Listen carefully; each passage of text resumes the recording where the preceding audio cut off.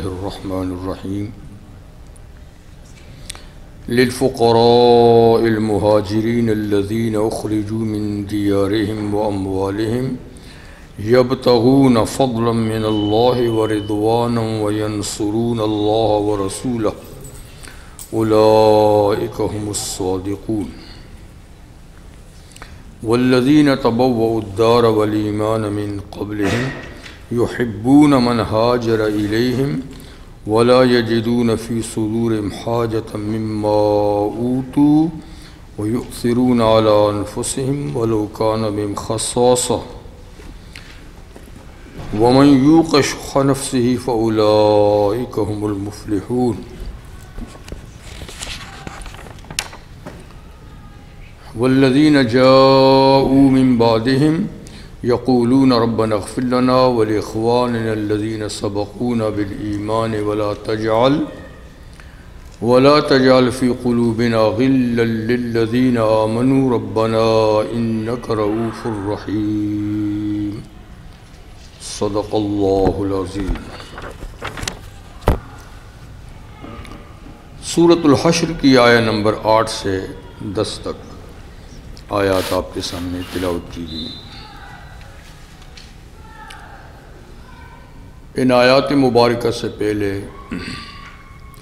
مال فے کی تقسیم کے سلسلے میں حق تعالی شانہ نے فرمایا کہ مال فے جو دشمن سے بغیر لڑے حاصل ہو، صلح سے حاصل ہو، یا یوں ہی چھوڑ کے وہ چلا جائے، تو اس کا مصرف کیا ہے؟ تو فرمایا اس کا مصرف ما افاء اللہ علی رسول من اہل القری فللہ وللرسول، اس کا مصرف اللہ اور اللہ کے رسول اور رسول اللہ صلی اللہ علیہ وسلم کے قرابت دار، رشتہ دار، یتیم، مسکین، مسافر، یہ لوگ ہیں۔ مطلب ہے کہ وہاں مجاہدین کا کوئی حصہ نہیں، اس لیے کہ کوئی جہاد ہوا نہیں، کوئی لڑائی ہوئی نہیں۔ یہ فقط ان حضرات کا حصہ ہے، اور ساتھ میں یہ فرمایا کہ یہ اس لیے ایسا کیا گیا ہے تاکہ دولت کی گردش دولت مندوں میں نہ رہے بلکہ غریبوں تک پہنچے، اور معاشرہ اس طریقے سے صحیح رہے گا۔ اگر اس میں بھی دولت مندوں کا حصہ لگا لیں تو ان کے پاس پہلے بھی دولت کے انبار لگے ہوئے ہیں، تو دولت کا ارتکاز ہو جائے گا، رک جائے گی، اور معاشرہ جو ہے نا وہ بیمار پڑ جائے گا۔ اس لیے کہ دولت کی مثال خون کی ہے، جسم میں خون باقاعدہ گردش کرتا رہے تو جسم تندرست رہتا ہے، اور اگر کسی ایک حصے میں خون رک جائے تو آپ کو معلوم ہے کہ وہ حصہ خراب ہو جاتا ہے۔ تو اس لیے اللہ نے فرمایا کہ کیلا دولتم بین الاغنیاء منکم، یہ اس لیے ہم نے یہاں صرف فقیروں، مسکینوں، یتیموں، غریبوں کا حصہ لگایا ہے تاکہ یہ دولت جو ہے نا گردش نہ کرے مالداروں میں ہی، بلکہ یہ فقراء تک، پورے معاشرے تک جائے۔ پھر ایک اصولی بات فرمائی کہ اس کی تقسیم کا معاملہ چونکہ اللہ کے رسول کے ہاتھ میں ہے،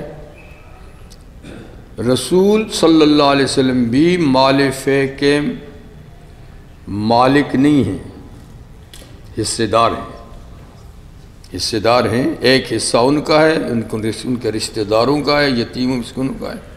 تو یعنی ان کو جو مال فے کی تقسیم میں اختیار حاصل ہے تو وہ حاکمانہ تصرف ہے، مالکانہ تصرف نہیں۔ جیسے کہ حاکم کے کنٹرول میں ہے ایک چیز، وہ اس کا مالک نہیں ہوتا، لیکن اس کی تقسیم اس کے اختیار میں ہوتی ہے۔ تو حضور صلی اللہ علیہ وسلم کا بھی یعنی یہ حاکمانہ اختیار ہے کہ ان حضرات میں اپنا حصہ بھی نکالے اور ان حضرات کو بھی دیں۔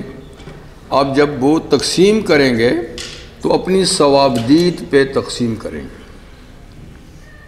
اس لیے ان کی تقسیم پہ کسی کو اعتراض نہیں ہونا چاہیے کہ فلاں نے کو اتنا دیا، فلاں نے کو اتنا کیوں دیا۔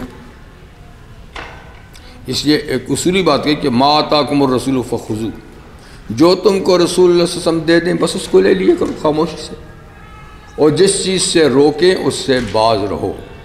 تو ان کی تقسیم پہ اعتراض نہیں کرنا۔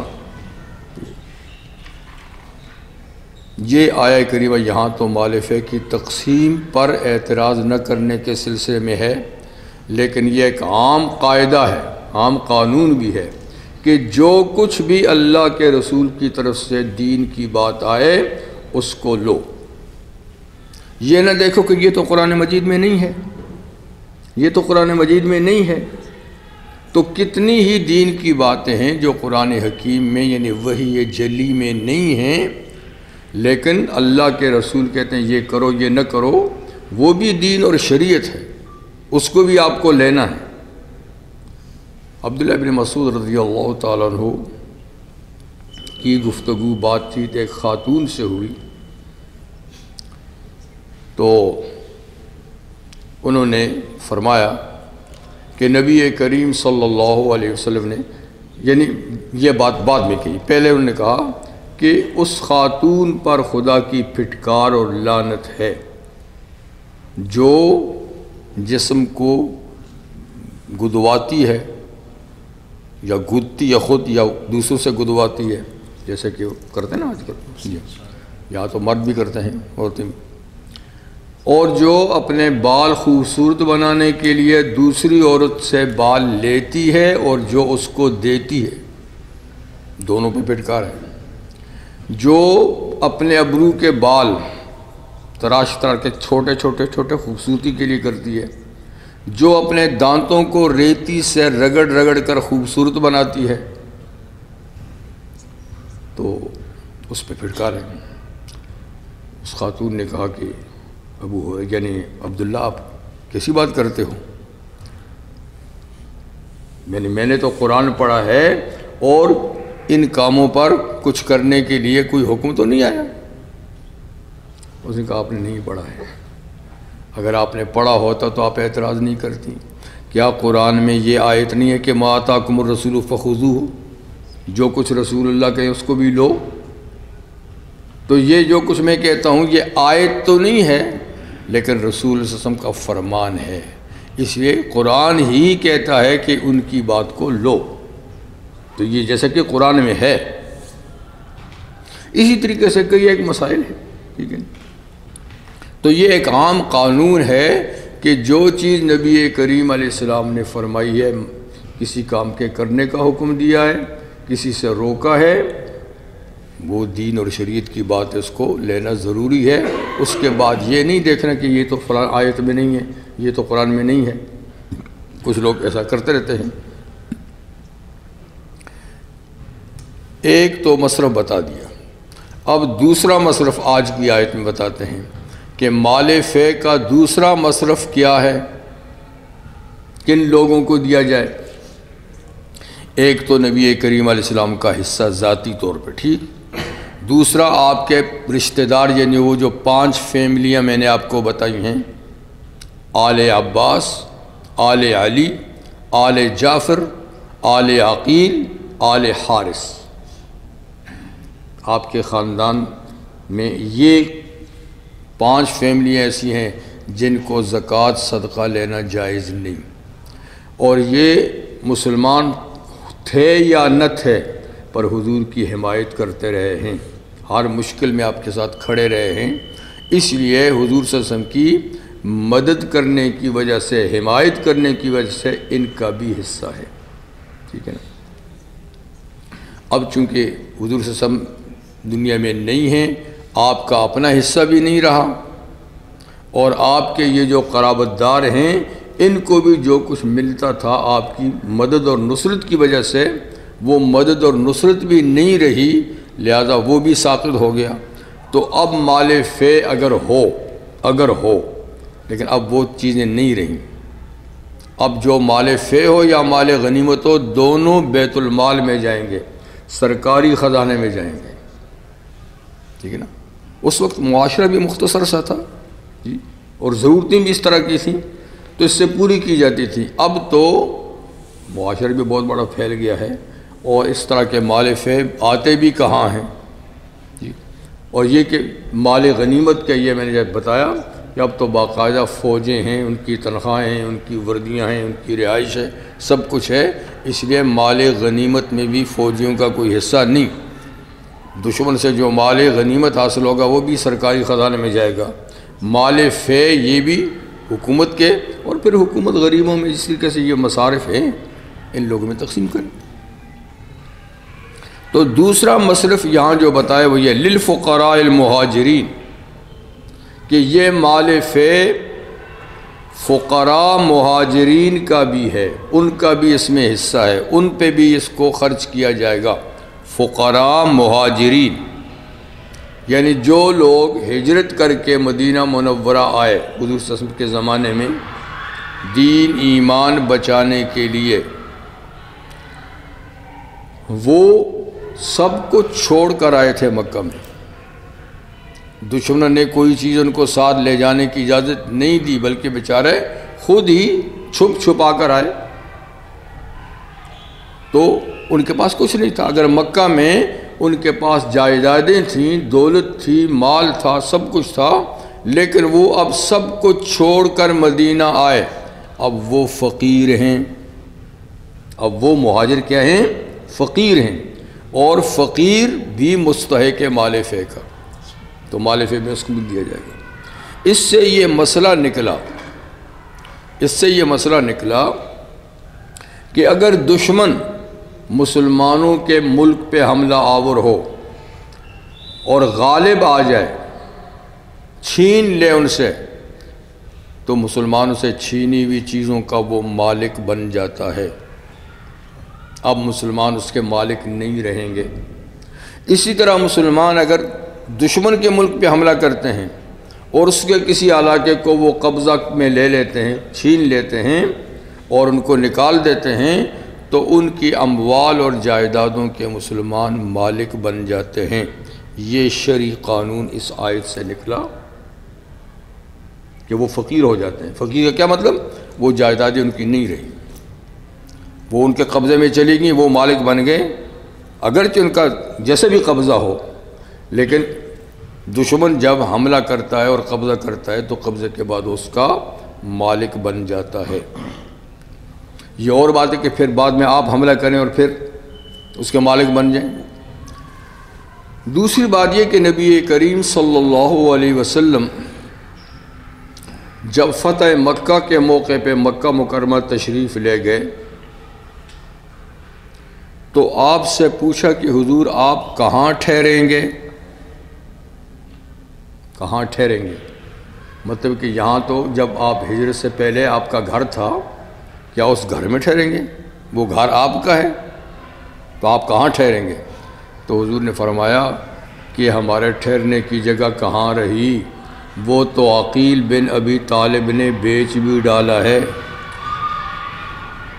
مطلب کہ جب میں ہجرت کر کے گیا تو میرے چچا زاد بھائی حضرت علی کے بڑے بھائی عقیل، اس وقت وہ مسلمان نہیں ہوئے تھے، حضرت جناب عقیل بعد میں ہوئے ہیں، تو عقیل نے تو وہ قبضہ ہی نہیں کر لیا بلکہ آگے بیچ بھی دیا ہے، تو ہمارے رہنے کی جگہ اب کہاں رہی؟ تو اس سے معلوم ہوا کہ اگر کوئی دشمن قبضہ کر لے وہ اس کا مالک بن جاتا ہے، پھر اس کو بیچ بھی سکتا ہے، ورنہ حضور کہتا کہ اب تو ہم فاتح ہیں، ہم اپنے گھر کو اس کا قبضہ چھڑا لیں گے، ہم وہاں جا کر رہیں گے۔ آپ نے کہا نہیں، ہم تو ہمارا رہا ہی کچھ نہیں۔ تو پھر پوچھا کہاں رہیں گے؟ فرمایا حیف بنی کنانہ میں۔ حیف بنی کنانہ وادی ہے جو مکہ مکرمہ کا قبرستان ہے، اس سے تھوڑا سا آگے جائیں، اب اس محلے کا نام ہے معابدہ، لیکن اس کا پرانا نام تھا حیف بنی کنانہ، اور وادی محسب بھی اس کو کہتے ہیں۔ فرمایا کہ ہم وہاں خیمہ لگا کے رہیں گے، ٹینٹ لگا کے رہیں گے، گھر بار ہمارا کوئی نہیں ہے، اور یہ وہ جگہ ہے کہ جہاں مشرکین مکہ نے اور بنی کنانہ قبیلہ نے ہمارے خلاف معاہدہ کیا تھا بائیکاٹ کا، سوشل بائیکاٹ کا، تو آج ہم وہاں رہیں گے کہ تم نے ہمارا سوشل بائیکاٹ کیا تھا، اللہ نے یہ سرزمین آج ہمیں دے دی ہے. ٹھیک ہے. تو خیر مسئلہ یہ ہوا کہ وہ حضرات فقراء ہو جاتے ہیں جو ہجرت کر کے آتے ہیں اور ان کے اموال پہ دشمن قبضہ کر لے تو وہ اب فقیر ہوتے ہیں. ابو بکر مالدار تھے، عثمان غنی دولت مند تھے، عبد الرحمن بن عوف بہت بڑے تاجر اور دولت مند تھے، لیکن اللہ سب کو کہتے ہیں یہ فقراء ہیں.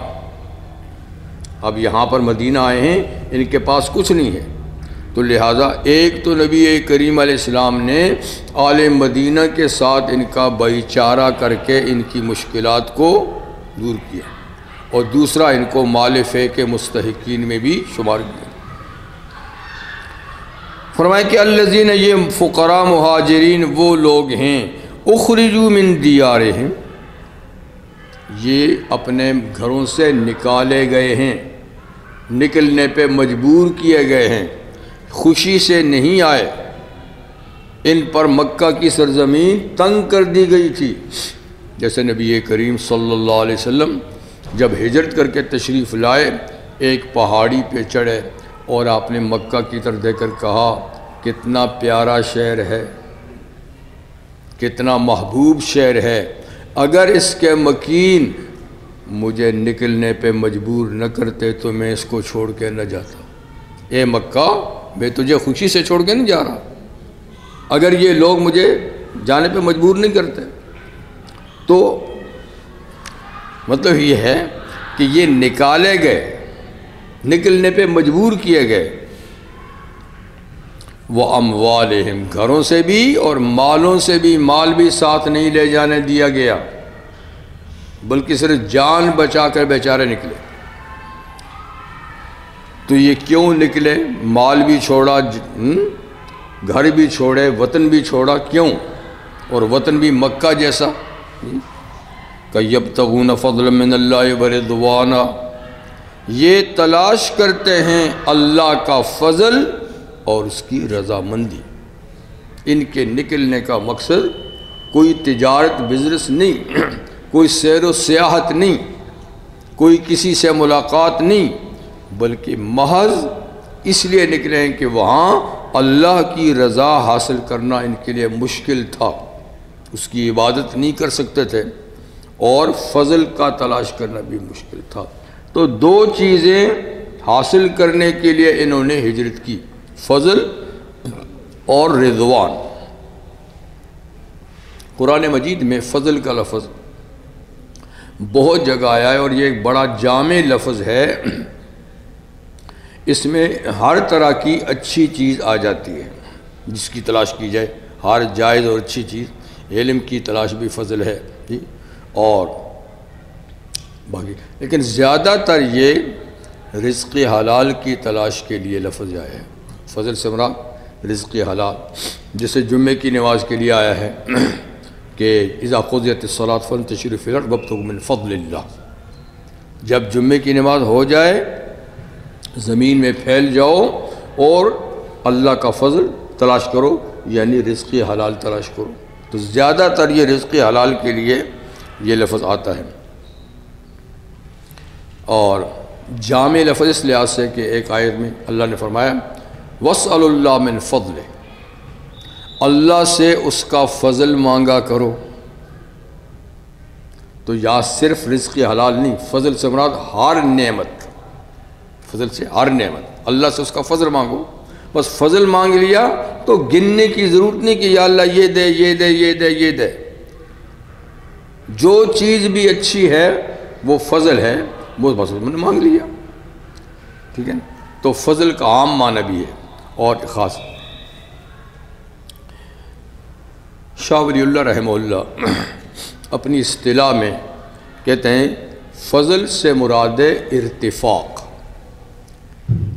اور رضوان سے مراد اقتراب. یہ ان کی خاص اصطلاح ہے. یعنی دو چیزوں کی تلاش اور طلب اس دنیا میں ایک مسلمان کا مطمح نظر ہونا چاہیے. ایک مسلمان دو چیزیں اس دنیا میں تلاش کرے. ارتفاق اور اقتراب، رضوان اقتراب۔ ارتفاق کا معنی ہے خوشحال زندگی، تو تجارت، مال و دولت کا جائز مال و دولت کا حصول، اچھی زندگی، خوشحال زندگی، پر اطمینان زندگی، پر آسائش زندگی کی طلب بھی مسلمان کے لیے ہے۔ دیکھیے زندگی کے کہتے ہیں 3 لیول ہیں۔ ایک بہت ہی رفاہیت، بہت ہی لگژری زندگی، بہت ہی اونچی زندگی، وہ اسلام پسند نہیں کرتا۔ ایک ہے تقشف، بالکل گری ہوئی زندگی، یعنی نعمتیں حاصل ہے لیکن پھر بھی استعمال نہیں کرتا، اس کو بھی پسند نہیں کیا گیا۔ خیر الامور اوسطھا، درمیانی سطح کی زندگی جو ہے نا وہ پسندیدہ ہے، اور وہی ہے فضل۔ تو مطلب ہے کہ مسلمان کو دنیا کے اندر خوشحال زندگی کو حاصل کرنے کے لیے جد و جہد بھی کرنی چاہیے، یہ بھی اس کا، کیونکہ خوشحالی ہوگی، اطمینان ہوگا، چین ہوگا، سکون ہوگا، راحت ہوگی، آرام ہوگا، صحت ہوگی، عافیت ہوگی، تو عبادت بھی کرے گا، سارے کام کرے گا۔ اور یہی چیزیں اس کو میسر نہیں آ رہا کہ ذہن میں پریشانی سوار ہے، کیا کرے گا بیچارہ؟ تو اس لیے کہتے ہیں ارتفاق کی زندگی بھی مطلوب ہے۔ اور رضوان کا معنی ہے اقتراب۔ اقتراب کا معنی اللہ سے زیادہ قریب ہونا، قرب سے یہ لفظ، کہ اللہ کے زیادہ سے زیادہ اللہ کے قریب ہو، زیادہ سے ایسے اعمال کرے کہ اللہ تعالیٰ کا قرب، اس کی نزدیکی اس کو حاصل ہو، اور اصل مقصد بھی یہ ہے۔ لیکن ارتفاق کے بغیر یہ حاصل نہیں ہوتا۔ ارتفاق کی زندگی ہوگی تو اقتراب بھی حاصل ہوگا، اور ادھر ہی سے بے چینی ہو تو وہ پھر حاصل نہیں ہوگا۔ تو اس لیے اقتراب میں تمام عبادات آ جاتی ہیں جتنی بھی ہیں، وہ سب اللہ کے قرب کا ذریعہ ہے۔ اور اللہ تعالیٰ نے ارشاد فرمایا ہے، آیت پڑھوں گے تو پھر آپ کو سجدہ کرنا پڑے گا، بھول جائیں گے۔ اس کا مطلب یہ ہے کہ سجدہ کیجئے اور قریب ہو جائیے، یعنی اقتراب میں سب سے زیادہ مؤثر عبادت نماز ہے، اور نماز کے اندر سجدے کی حالت، بندہ جتنا قریب سجدے کی حالت میں ہوتا ہے اتنا کسی دوسری حالت میں نہیں ہوتا، اور جتنا نماز میں قریب ہوتا ہے اتنا دوسرے میں نہیں ہوتا۔ تو ان حضرات کی ہجرت کا مقصد کیا ہے؟ اقتراب اور ارتفاق، فضل کے تلاش میں آئے ہیں، رزق حلال کی تلاش میں آئے ہیں، اور اللہ کی رضا حاصل کرنے کے لیے آئے ہیں۔ تیسرا کام کیا ہے؟ وَيَنْصُرُونَ اللَّهَ وَرَسُولَهُ، اور یہ اللہ اور اس کے رسول کی مدد بھی کرتے ہیں۔ یہ اللہ اور اس کے رسول کی، اللہ کی مدد کی کیا ضرورت ہے؟ اللہ کو تو مدد کی ضرورت نہیں ہے، مقصد ہے اللہ کے دین کی مدد۔ اللہ کے دین کی مدد کرتے ہیں، اس لیے آئے ہیں تاکہ دین پھیلے۔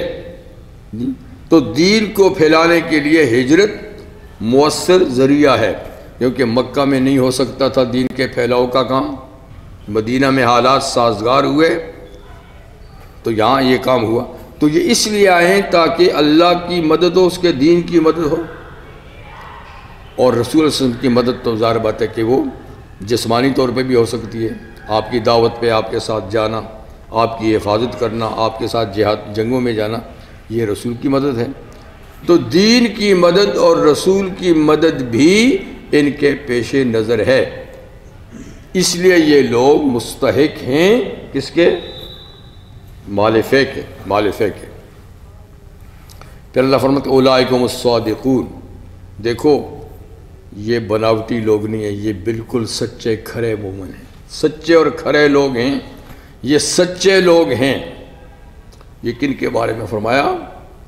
جنہوں نے ہجرت کی، حضور کے زمانے میں جنہوں نے ہجرت کی ان کے بارے میں نام لے کر نہیں، جس نے بھی ہجرت کی ان کے پیش نظر یہی چیزیں تھیں، کوئی دوسرا مقصد نہیں تھا، اور فرمایا یہ اپنے مقصد میں بالکل سچے ہیں۔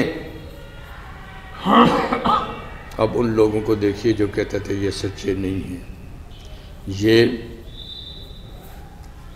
اور مقصد کے ساتھ لگے ہوئے تھے، معاذ اللہ ثم معاذ اللہ۔ رافضی لوگ کہتے ہیں اصحاب ثلاثہ کو، چوتھے کو تو نہیں کہتے، حضرت علی کو تو کہتے ہیں ٹھیک ہے، لیکن باقی تین کے بارے میں کہتے ہیں یہ میں وہ لفظ نہیں بولتا، نہ بولنا چاہیے۔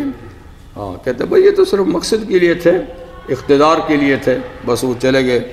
اور باقی سب صحابہ کے بارے میں 3-4 کے علاوہ کہتے ہیں کہ یہ سب خارج ہو گئے تھے ایمان سے، معاذ اللہ ثم معاذ اللہ۔ اللہ فرماتے ہیں یہ سب سچے ہیں، اور اللہ جب سچا کہتا ہے اس کو پوری زندگی کا پتہ ہے، آج کیسے، کل کیسے، پرسوں کیسے ہوں گے، خاتمہ کس طرح ہوگا، اللہ کو تو پتہ ہے، یہ وقتی بات نہیں ہے۔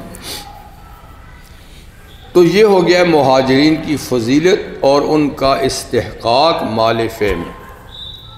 تیسرا گروپ جو مال فے کا مستحق ہے، والذین تبوؤا الدار والایمان من قبلہم، اور وہ لوگ بھی مال فے کے مستحق ہیں بشرطے کہ مالدار نہ ہوں، کیونکہ مالداروں کا ان کو تو پہلے نکال دیا نا، مالداروں کو تو پہلے نکال دیا کہ یہ کیلا دولتم بین الاغنیاء منکم۔ اگر ان لوگوں میں غریب طبقہ ہے، یتیم ہیں، مسکین ہیں، مسافر ہیں، تو یہ بھی مستحق ہیں۔ وہ لوگ تبوؤا الدار، جنہوں نے دار ہجرت کو ٹھکانہ بنایا۔ تبوّا، بوا کا معنی ہوتا ہے جگہ بنانا، ٹھکانہ بنانا۔ وَلَقَدْ بَوَّأْنَا لِبَنِي إِسْرَائِيلَ مُبَوَّأَ صِدْقٍ، اللہ فرماتے ہیں ہم نے بنی اسرائیل کو عزت کا مقام دیا، عزت کا ٹھکانہ دیا، ٹھیک ہے نا۔ تو اسی طرح جنت کے بارے میں آتا ہے کہ نَتَبَوَّأُ مِنَ الْجَنَّةِ حَيْثُ نَشَاءُ، جنتی جب جنت میں چلے جائیں گے تو اللہ کی حمد و ثنا کریں گے اور کہیں گے اللہ تعالیٰ نے ہمیں جنت میں بھیج دیا، اب جہاں چاہیں ہم اپنا ٹھکانہ بنائیں۔ جہاں چاہیں کا معنی یہ نہیں کہ دوسرے کی جنت میں گھس جائیں، یعنی اپنی جنت اتنی بڑی وسیع ہوگی کہ جس جگہ میں جائیں رہیں۔ ایک ادنا جنتی کی جنت دنیا سے کم ڈبل، ایک روایت کے مطابق 10 گنا بڑی، تو کتنی بڑی سلطنت ہوگی اس کی، تو اس کے اندر جہاں جی چاہے ٹھکانہ بنائے۔ تو مطلب اس کا معنی ٹھکانہ بنانا۔ تو وہ لوگ جنہوں نے ٹھکانہ بنایا، الدارہ، دار سے مراد ہے دار ہجرت یعنی مدینہ منورہ۔ تو مدینہ منورہ کا ایک نام ہے دار، اس کا نام ہے طابہ، طیبہ، کوئی بہت سارے نام ہیں مدینہ منورہ کے، لیکن ان ناموں سے پھر اس کا نام تھا یثرب، پریشانیوں کا گھر، بیماریوں کا گھر، جی ملامت، قابل ملامت جگہ، لیکن حضور نے نام چینج کر لیا، فرمایا یہ یثرب مت کہو، یہ طابہ اور طیبہ ہے۔ تو دار بھی اس کا نام ہے، یعنی دار ہجرت، ہجرت کی جگہ۔ مطلب کہ وہ لوگ جنہوں نے مدینہ منورہ کو اپنا ٹھکانہ بنایا، والایمان، اور ایمان کو بھی اپنے دلوں میں جگہ دی، ایمان کو بھی ٹھکانہ دیا، یعنی وہ مدینہ کے رہائشی ہیں اور مومن ہیں، من قبلہم، ان مہاجرین سے پہلے۔ جو لوگ ان مہاجرین سے پہلے ہی مدینہ منورہ کو اپنا ٹھکانہ بنا چکے ہیں، اپنا وطن بنا چکے ہیں، اور ان کے آنے سے پہلے ایمان بھی لا چکے ہیں، وہ بھی مال فے کے مستحق ہیں۔ ان کا نام ہے انصار مدینہ، انصار مدینہ۔ تو یہ کون لوگ ہیں؟ یہ میں نے کہا اوس اور خزرج 2 قومیں ہیں جو 1000 سال پہلے یمن سے ہجرت کر کے مدینہ میں آ بسے تھے، 1000 سال پہلے، اور نبی کریم صلی اللہ علیہ وسلم کی ہجرت سے 2-3 سال پہلے ان کے کچھ لوگ حج کے لیے گئے اور ایمان لائے، پھر دوسرے سال گئے تو زیادہ ایمان لائے، پھر انہوں نے حضور صلی اللہ علیہ وسلم کو مدینہ آنے کی دعوت دی اور ہر طرح کی مدد کی، یقین دہانی کی۔ تو ان کے اکثریت مشرک تھے، یہ لوگ مشرک تھے، اور کچھ انہیں عیسائیت بھی اختیار کر لی تھی، کچھ یہودی بھی بن گئے تھے، لیکن زیادہ تر یہ قبیلے مشرک تھے، اور یہ سارے کے سارے بعد میں مسلمان ہو گئے، اسی لیے ان کو انصار مدینہ کہلاتے ہیں۔ تو فرمائے کہ ان لوگوں میں بھی جو مستحق ہیں وہ ان کو بھی مال فے دیا جائے گا، یہ بھی مال فے کے مستحق ہیں۔ ان کی صفات اللہ بیان کرتے ہیں کہ یہ انصار مدینہ کی صفات کیا ہیں۔ جیسے مہاجرین کی بتایا کہ وہ فضل اور رضا تلاش کرنے کے لیے آئے ہیں، اللہ کے رسول کی مدد کرتے ہیں، ٹھیک ہے، دین میں سچے کھڑے ہیں۔ تو ان کے بارے میں فرماتے ہیں اللہ تعالیٰ کہ یحبون من ہاجر الیہ، ان کی خاص صفت یہ کہ جو لوگ بھی ہجرت کر کے مدینہ آتے ہیں مسلمان، یہ ان سے پیار کرتے ہیں، ان سے محبت کرتے ہیں، ان کو اپنے لیے بوجھ نہیں سمجھتے، ان کو اپنے لیے، کیونکہ نبی کریم صلی اللہ علیہ وسلم نے مہاجرین کو بسانے کے لیے طریقہ اختیار کیا تھا کہ ہر انصاری کے ساتھ ایک مہاجر کو بھائی بنا دیا تھا آپ نے، اور انہوں نے بھی پورا بھائی چارے کا معاملہ ان کے ساتھ کیا، ہر چیز کہا کہ آدھی تیری آدھی میری، تو میرا بھائی ہے۔ لیکن یہ حضرات مکہ سے آنے والے تاجر پیشہ تھے، اس لیے کہ مکہ مکرمہ میں زرعی زمینیں تو نہیں ہیں، باغات تو نہیں ہیں، کھیتی باڑی تو نہیں ہے، اور مدینہ منورہ میں اگرچہ تاجر لوگ تھے، تجارت پیشہ، لیکن وہاں زرعی زمینیں اور باغات بھی تھے۔ تو اب ان حضرات نے کہا، جس کے باغات کا آدھا باغ تیرا آدھا میرا، آدھی زمین تیری آدھی میری، انہوں نے کہا بھائی ہمیں زمینداری کی تو آتی نہیں ہے، باغبانی تو ہمیں آتی نہیں ہے، ہم کیا کریں گے؟ تاجر پیشہ ہیں، یہ کام تو ہمیں نہیں آتا۔ انہوں نے کہا خیر کوئی بات نہیں ہے، کام ہم ہی کریں گے، لیکن پیداوار آدھی آپ کو دیں گے۔ زمین بھی دی، باغ بھی دیا، کام بھی ہم کریں گے، آپ فکر نہیں کریں، گھر بیٹھے رہیں، پیداوار آدھی آپ کو دیں گے، آپ کا حصہ آدھا ہم نے رکھا ہے۔ اور یہ ایسا بھائی چارہ تھا کہ جب تک میراث کا حکم نہیں آیا تو اس وقت تک یہ ایک دوسرے کے وارث بھی ہوتے تھے۔ مہاجر بھائی مر گیا تو انصاری اس کا، اور انصاری مر گیا تو مہاجر اس کا وارث ہوتا تھا۔ لیکن بعد میں میراث کی آیتیں جب نازل ہو گئیں تو میراث کی بنیاد پھر رشتہ داری پر چونکہ اسلام نے رکھی ہے، اس لیے یہ سلسلہ ختم ہو گیا۔ اور پھر اس وقت تک مہاجرین بھی خاص خوشحال ہو گئے تھے مال غنیمت، مال فے وغیرہ ملنے سے، اس لیے وہ بھائی چارے کا قانون وقتی طور پہ تھا جو ختم ہو گیا۔ خیر، مطلب یہ کہ یہ محبت کرتے ہیں ان لوگوں سے جو ان کی طرف ہجرت کر کے آتے ہیں، ان کو بوجھ نہیں سمجھتے، ان کو بوجھ نہیں سمجھتے۔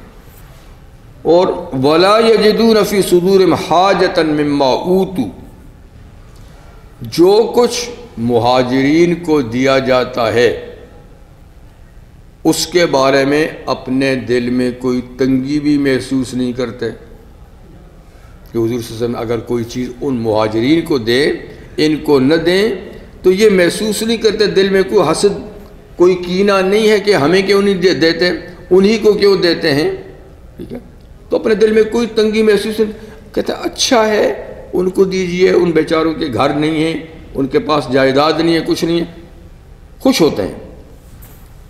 اس لیے کہ بنی نذیر جب یہ چلے گئے تو ان کا مال سارا مال فے تھا، تو رحمت عالم صلی اللہ علیہ وسلم نے اس مال کو تقسیم جب کیا مستحقین پر، تو آپ نے انصار مدینہ کے دونوں قوموں کے جو سردار تھے، سعد بن معاذ اور سعد بن عبادہ رضی اللہ تعالیٰ عنہما، ان کو بلایا، ان کو بلا کر کہا کہ دیکھو یہ مال فے ہے، مستحقین کو دینا ہے، اگر تم برا نہ مانو تو یہ فے کا مال انصار مدینہ کو نہ دوں، سارا مہاجرین کو دوں، کیونکہ یہ بیچارے پاؤں پہ کھڑے ہو جائیں گے، تمہارا بوجھ بھی ہلکا ہو جائے گا جی، تو یہ اپنے پاؤں پہ کھڑے ہو جائیں گے۔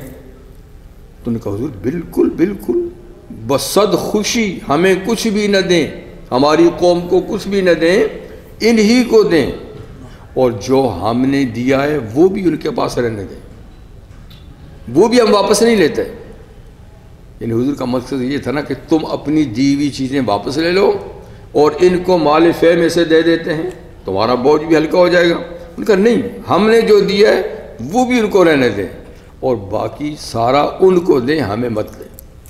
تو اپنے دل میں کوئی تنگی محسوس نہیں کرتے تھے کہ ان کو دیا ہمیں نہیں دیا۔ ٹھیک، وَيُؤْثِرُونَ عَلَىٰ أَنفُسِهِمْ، بلکہ یہ انصار مدینہ ان کو اپنے اوپر ترجیح دیتے ہیں، اپنی ضرورت کو پیچھے رکھتے، ان کی ضرورت کو آگے رکھتے۔ ایثار جو ہے نا، ایثار ہم اس کو قربانی بھی کہتے ہیں جی، تو یعنی اپنی جانوں پر، اپنی ضرورتوں پر ان کو آگے رکھتے ہیں کہ ان کی ضرورت پوری ہو، ہماری خیر ہے، نہ ہو تو نہ ہو۔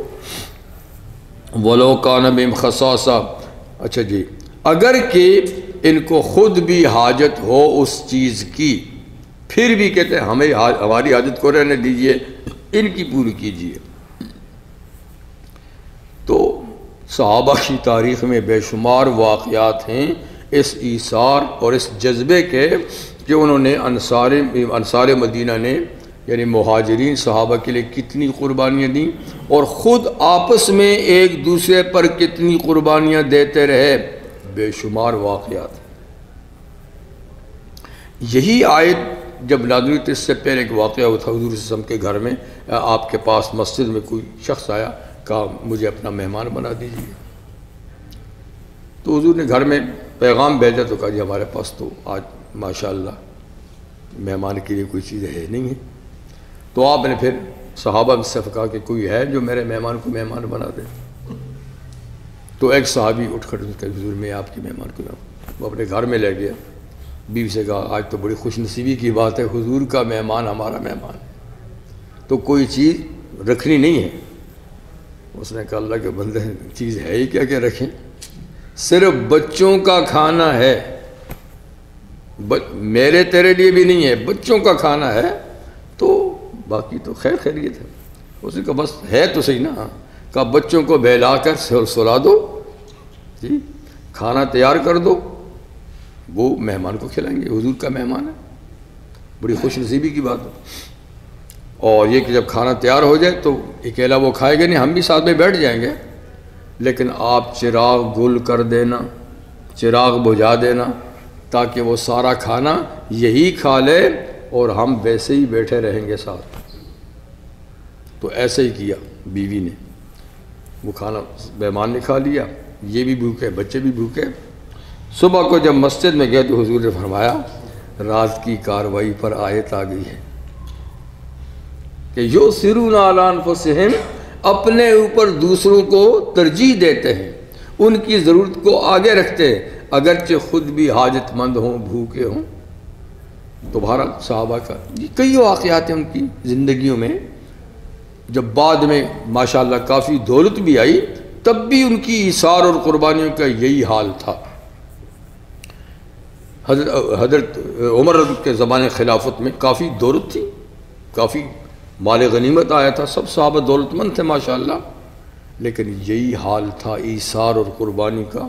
ایک دفعہ 400 دینار کی ایک تھیلی، سکے ہوتے تھے، غلام کو دے کر کہا، ابو عبیدہ بن جراح رضی اللہ عنہ مشہور صحابی، کہا یہ میری طرف سے ان کو گفٹ دے کر آؤ، جہاں چاہے خرچ کریں، ہدیہ ہے، گفٹ۔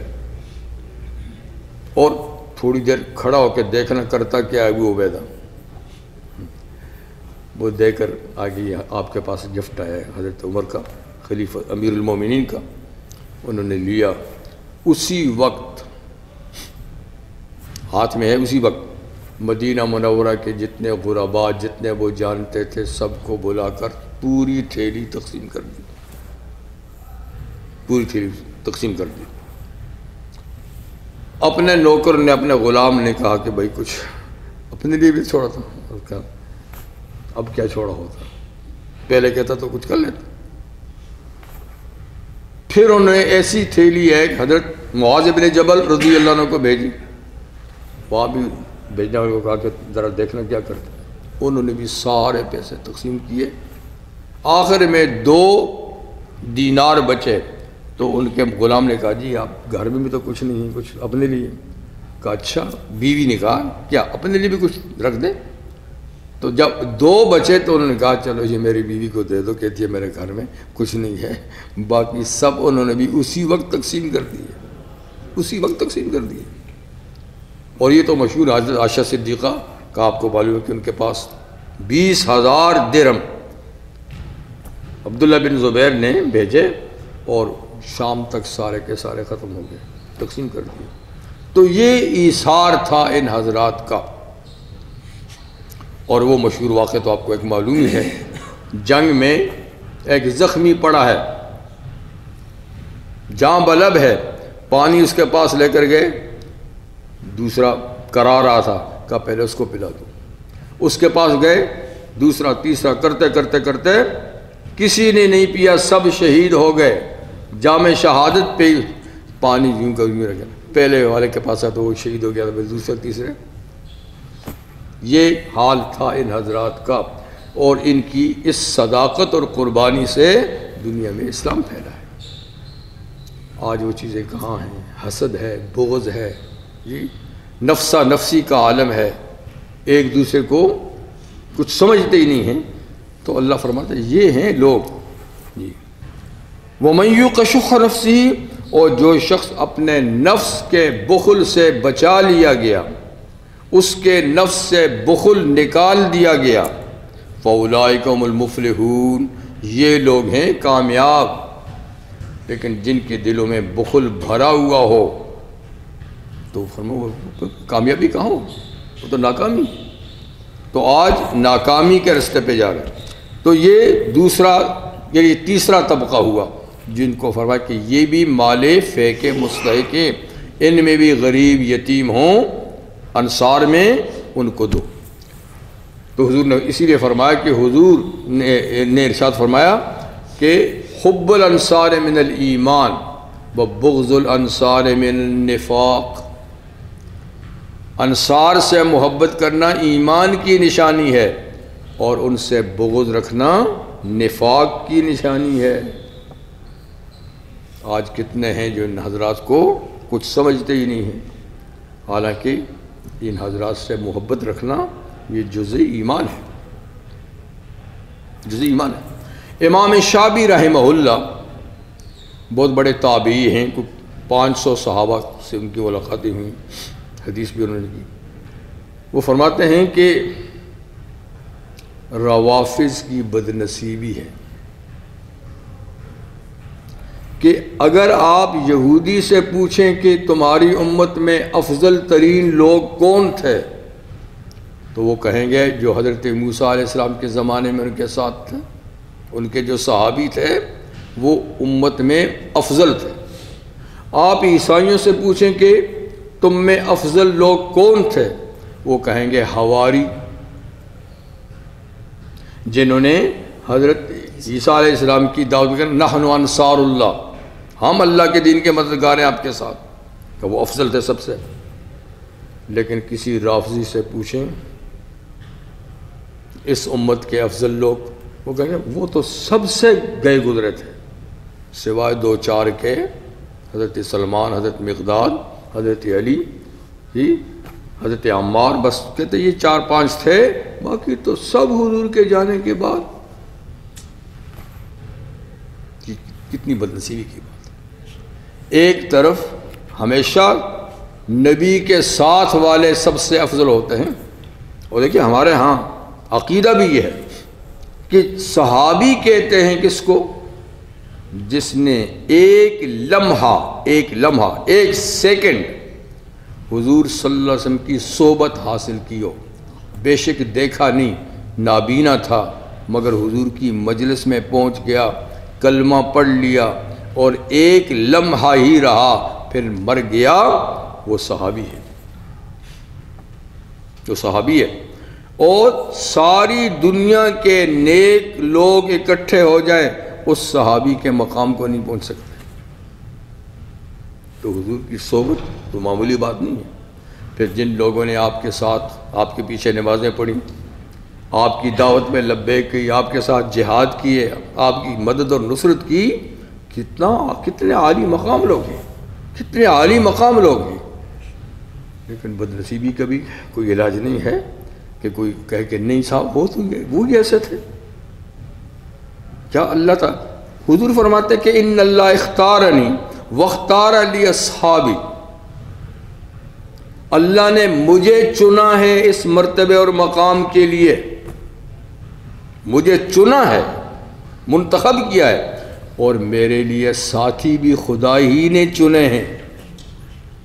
یہ اللہ ہی نے، یہ اللہ کا چناؤ ہے بھائی، یہ کیفا متفق نہیں کہ کوئی ادھر سے آگے ادھر سے آگے ادھر، نہیں، یہ چنے ہوئے لوگ ہیں۔ حسن ز بصرہ، بلال از حبش، صہیب ز روم، کوئی کہاں سے آ رہا ہے، کوئی کہاں سے آ رہا ہے، یہ چنے ہوئے ہیں۔ چنے ہوئے نہیں ہوتے تو ابو جہل سب سے پہلے ہوتا، مگر ز خاک مکہ ابو جہل انچے بولا جبیس۔ ابو لہب کو توفیق نہیں، ابو جہل کو توفیق نہیں۔ اور اللہ کے چناؤ پہ آپ کہتے ہو، اللہ کہتے ہیں سچے لوگ ہیں، آپ کہتے نہیں یہ تو ایسے تھے، کیا کہیں۔ والذین جاؤوا من بعدہم، یہ چوتھا طبقہ ہے جن کو فرمایا کہ یہ بھی مال فے کے مستحق ہیں، مال فے جب بھی آئے گا یہ بھی اس کے مستحق ہیں۔ کون؟ والذین جاؤوا من بعدہم، وہ لوگ جو ان حضرات کے بعد دنیا میں آئے، مہاجرین کے بھی بعد آئے، انصار کے بھی بعد آئے۔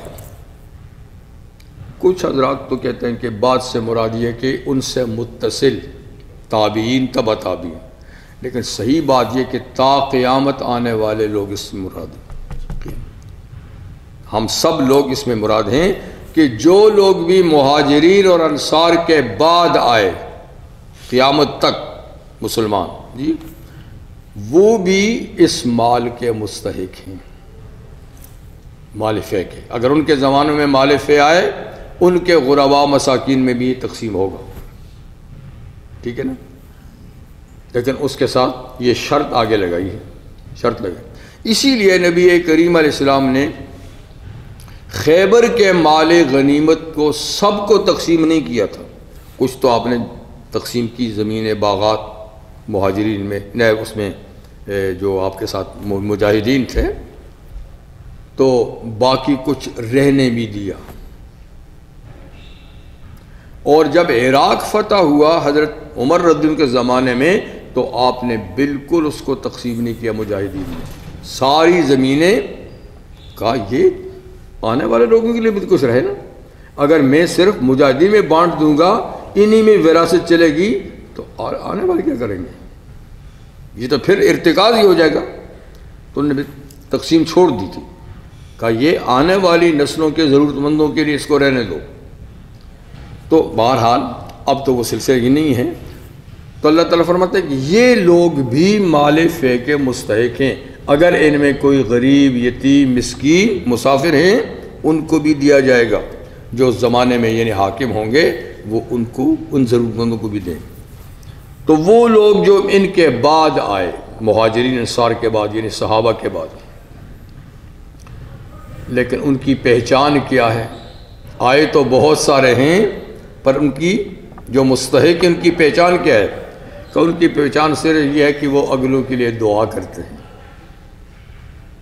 اگلوں کے لیے دل کو صاف رکھتے ہیں، اگلوں کے لیے اپنے دل میں میل کچیل نہیں رکھتے، حسد کینہ نہیں رکھتے، بغض نہیں رکھتے، ان کے لیے بخشش کی دعا کرتے ہیں، تو وہ قیامت تک آنے والے جو ہیں وہ بھی اس مال کے مستحق ہیں، وہ بھی مومن ہیں۔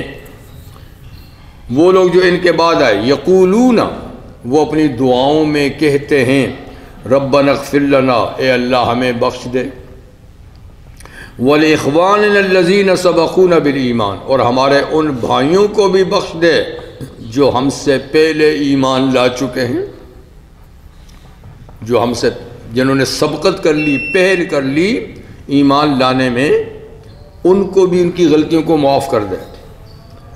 اور وَلَا تَجْعَلْ فِي قُلُوبِنَا غِلًّا، اے اللہ ہمارے دلوں میں ان کے لیے کوئی کھوٹ، کوئی میل، کوئی حسد، کوئی کینہ مت چھوڑیے، ہمارے دلوں کو ان کے لیے اجلا صاف کر دیجئے۔ وَلَا تَجْعَلْ فِي قُلُوبِنَا غِلًّا لِلَّذِينَ آمَنُوا، یعنی ان سارے مومنوں کے لیے جو پہلے گزرے ہیں، ہمارے دلوں میں کوئی میل کچیل مت چھوڑیے۔ اے ہمارے رب انک رؤوف الرحیم، بے شک تو بڑا شفقت کرنے والا اور مہربان ہے۔ یہ پہچان صحابہ کے بعد مومن کی پہچان یہ ہے کہ وہ ان کے لیے دعا کرتا ہے، بغض نہیں رکھتا، بلکہ کہتا ہے کہ کوئی ایسی بات آ بھی جائے تو اللہ اس کو نکال دیجئے، ہمارے دلوں کو ان کے لیے اجلا اور صاف کر دیجئے۔ تو یہ ہے پہچان۔ امام زین العابدین رحمہ اللہ، سیدنا حسین رضی اللہ تعالیٰ کے بیٹے، ایک آدمی آیا تو اس نے آ کر حضرت عثمان غنی پر تنقید کر دی، کیونکہ یہ آل بیت تھے، وہ بنی امیہ سے تھے، تو رقابت تو چلتی تھی، تو خیر اس نے تنقید کی کچھ، تو انہوں نے کہا میاں دیکھ، حضرت زین العابدین رحمہ اللہ نے فرمایا کہ اللہ تعالیٰ نے ان کے بارے میں جو پہلی آیت ہے نا مہاجرین کے بارے میں، وہ مہاجرین میں سے تھے، وہ فرمائی ٹھیک ہے نا۔ دوسری مومنوں کی جماعت انصار ہے، اس کا بھی ذکر کیا، مہاجرین کے بھی اوصاف بیان کیے ہیں، انصار کے بھی اوصاف بیان کیے ہیں۔ تو کہا تو مہاجرین میں سے ہے؟ اس نے کہا نہیں صاحب میں تو آج کا بندہ ہوں، مہاجرین نے بہت پہلے کہا اچھا تو اس جماعت میں تو نہیں ہے، ٹھیک ہے، اچھا پھر تو انصار مدینہ میں سے ہے؟ کہ نہیں صاحب انصار مدینہ میں سے میں کہاں ہوں، میں تو آج کا ہوں۔ کہا اچھا پھر تیسری جماعت جس کا اللہ نے ذکر کیا ہے وہ ہے کہ جو اگلوں کے لیے دعا کرتی ہے، ان کی بخشش کے لیے دعا کرتے ہیں، ٹھیک ہے نا، اور یہ بھی دعا کرتے ہیں کہ ان کے بارے میں ہمارے دلوں میں اللہ کوئی میل کچیل مت چھوڑنا۔ جی تو اگر تو ان میں بھی نہیں اور تو ان میں بھی نہیں تو تو خود ہی بتا کہ تو کون ہے۔ کہا جا میرے پاس سے ہٹ جا میرے پاس سے ہٹ جا، کیونکہ تین ہی جماعتیں ہیں، تین جماعت، یا مہاجر ہیں یا انصار ہیں یا والذین اتبعوہم بإحسان، قیامت تک آنے والے ان کے پیروکار، ان کے لیے دعا گو، ان کے لیے دعا گو۔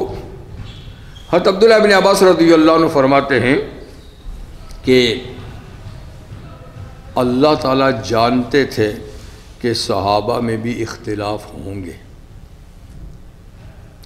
لڑائیاں بھی ہوں گی، ایک دو تو بڑی بڑی لڑائیاں بھی ہوئیں نا، حضرت علی حضرت معاویہ کے درمیان صفین کے میدان میں، ایک اور بڑی ہوئی جنگ جمل، جی حضرت عائشہ تو خیر قیادت میں تھی، تو ان کے ساتھ زبیر ابن عوام، حضرت طلحہ بڑے دل قدر صحابی ہیں جن کو حضور نے جنتی کہا، زندگی میں جنتی کہا، ادھر بھی زندگی میں جنتی ہے حضرت علی، ادھر بھی حضرت زبیر جنتی ہے، حضرت طلحہ جنتی ہے، اور حضرت طلحہ کی تو شہادت کی بھی حضور نے خبر دی تھی کہ طلحہ زمین پہ چلتا پھرتا شہید ہے،